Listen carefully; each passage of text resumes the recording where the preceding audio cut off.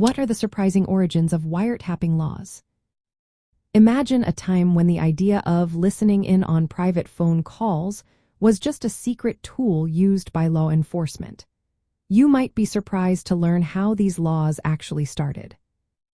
Wiretapping laws began almost as soon as electronic communications like the telegraph and telephone were invented.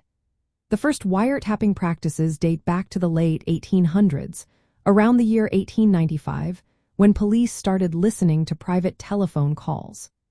Back then, it was seen as a way to catch criminals, but many people thought it was an invasion of privacy. At first, laws focused on telegraph messages, with states passing rules to stop unauthorized interception. As telephones became more popular, law enforcement started tapping into calls more often, especially during the Prohibition era in the 1920s. During this time, agencies wiretapped bootlegging gangs to fight organized crime, making wiretapping a key tool for police. But the legality was not clear for a long time.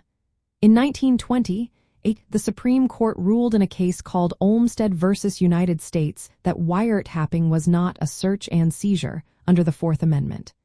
This meant police could wiretap without a warrant. Many saw this as a green light for illegal wiretapping. In 1934, Congress passed the Federal Communications Act. It made it illegal to intercept communications without permission. But the law was confusing because it didn't clearly say if wiretapping was always illegal or only if the intercepted information was shared. This led to inconsistent enforcement and some police departments making informal deals with phone companies to tap lines secretly. The big change came in 1967 with the Supreme Court case Katz versus United States. The court decided that wiretapping is a search and needs a warrant. This case made it clear that privacy rights apply to electronic communications too. Following this, Congress passed laws in 1960 that required law enforcement to get a warrant before wiretapping. Understanding where wiretapping laws come from helps us see how privacy protections have grown over time.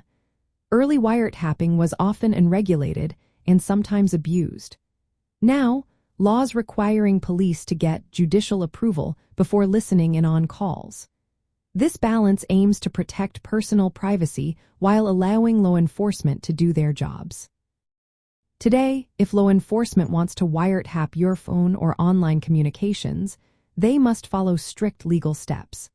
They need a judge's approval, and unauthorized wiretapping can lead to criminal charges. Knowing these rights helps you stand up against illegal surveillance and protect your personal freedoms in a world full of electronic monitoring.